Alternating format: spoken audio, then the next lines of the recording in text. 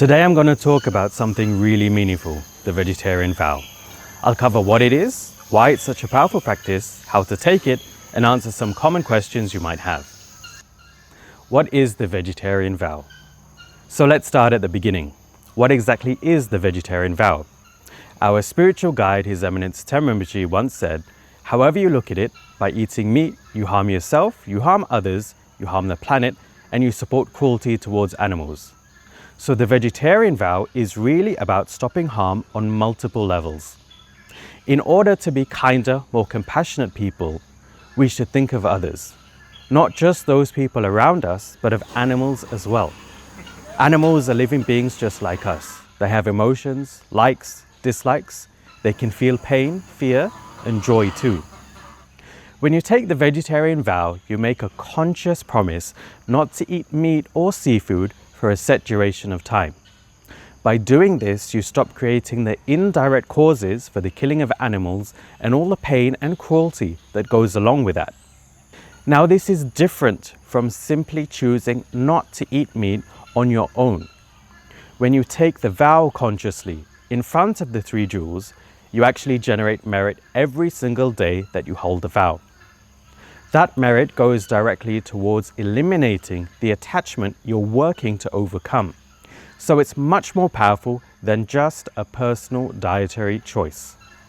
From a practice perspective, holding this vow also creates the good conditions for us to develop the bodhicitta mindset, which is the wish to attain full enlightenment in order to free all sentient beings from suffering and pain.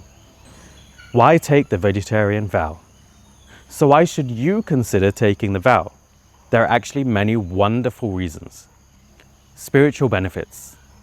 First and foremost, by taking the vow, you generate a tremendous amount of merit and you develop compassion, not just towards other humans, but towards all living beings, including animals.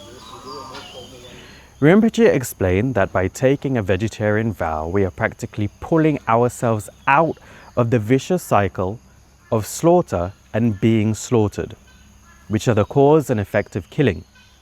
We stop creating the karma of killing, and as a result, we create the causes for good health, long life, and a peaceful mind with less anger. You can also dedicate the merit generated from holding your vow.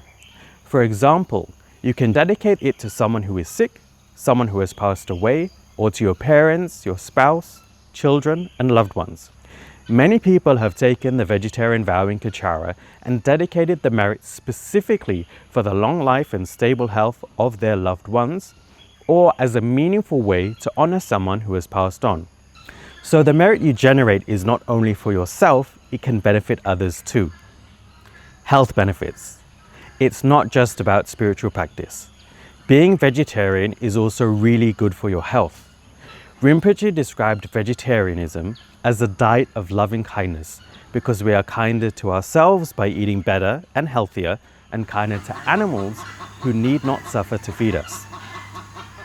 A well-balanced vegetarian diet meets all of your nutritional needs, and studies have shown that plant-based diets can reduce the risk of heart disease, diabetes, and even certain cancers. So the benefits really are holistic. You become more compassionate, your mind becomes clearer and more peaceful, your body becomes healthier, and you create powerful spiritual merit. What are the guidelines? The guidelines are actually very straightforward. After taking the vow, you should not eat meat or seafood or consume any products that contain meat or seafood for the duration of your vow. Now, there are two levels you can choose from. The first, you can take a strict vegetarian vow, which means you even avoid any food that has come into contact with meat, fish, or seafood, or has been cooked in animal-based broth or oil. Second, you can take a more relaxed approach where you simply avoid eating the meat itself. When eating out or at someone's home, if a dish comes with meat, you can omit the meat and eat the rest.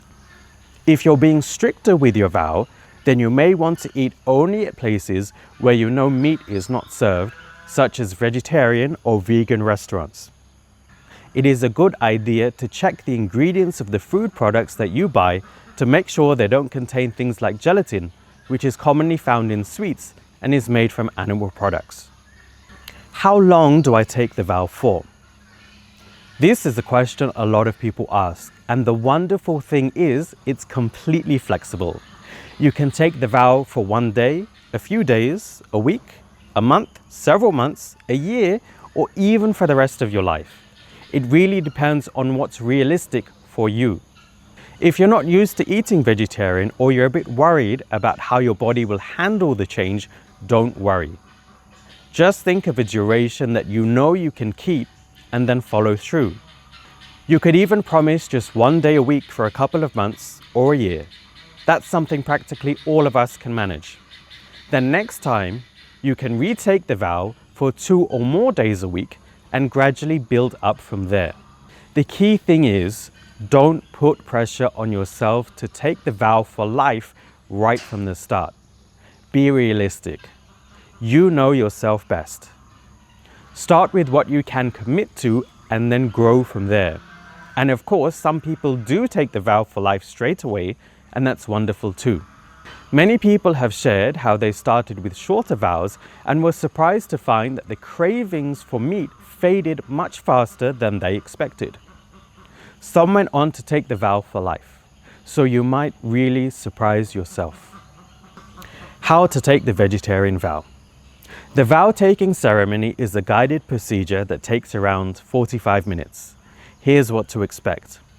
On the day, you'll be guided to make prostrations to Tsem Rinpoche's throne and offer a kata while thinking strongly about your wish to take the vow and the duration you want to commit to. If you're dedicating the vow to generate merit for a specific person, you should think of that person at this point. You should vocalize your vow and the duration, but quietly, so that the person next to you can't hear. This is a personal commitment between you and the 3 jewels. You'll then be guided through a series of prayers, including taking refuge and generating bodhicitta. At the end of the prayers, you'll be given time to make your personal dedications. Once again, you should vocalize your vow and duration quietly at this point. And that's the ceremony. Afterwards, you are welcome to offer a kuyong, a token monetary offering to Rinpoche's throne. And if you've prepared specific offerings for this occasion, you can present those as well. You are also encouraged to offer a kuyong to the sangha or pastor who has led the ceremony as a gesture of thanks. What do I do when my vow period ends? Once you have completely fulfilled your vow, for example, you took it for 1 month and that month is now over, there's one more important step. Sit in front of your altar or home shrine. If you don't have one, you can sit in front of any Buddha image. Then recite the King of Prayers text, focusing strongly as you do. This is what seals all the merit that you've generated through holding the vow. It's a really important step, so please don't skip it. And of course, once that's done, you're welcome to retake the vow again anytime. Common questions. Will I get enough nutrition? Absolutely. As long as you eat a balanced diet with plenty of fresh vegetables, fruits, lentils, tofu, and similar foods, you won't miss out on any important vitamins, minerals, or protein. What about eggs? Eggs are not expressly covered by the vegetarian vow, so you can still eat them. However, if you'd like to abstain from eggs as well, you can include that when you make your vow. It's entirely up to you. Who can I dedicate the merit to? You can dedicate to a loved one who is sick or who has passed away, to your parents, spouse, children, or other loved ones. You can also dedicate for the long life and stable health of your spiritual teacher or for the benefit of all sentient beings. Can I take the vow on my own? For the very first time, you need to receive the vow from an ordained sangha member or a pastor. After you formally received it once, you can retake the vow on your own in subsequent times.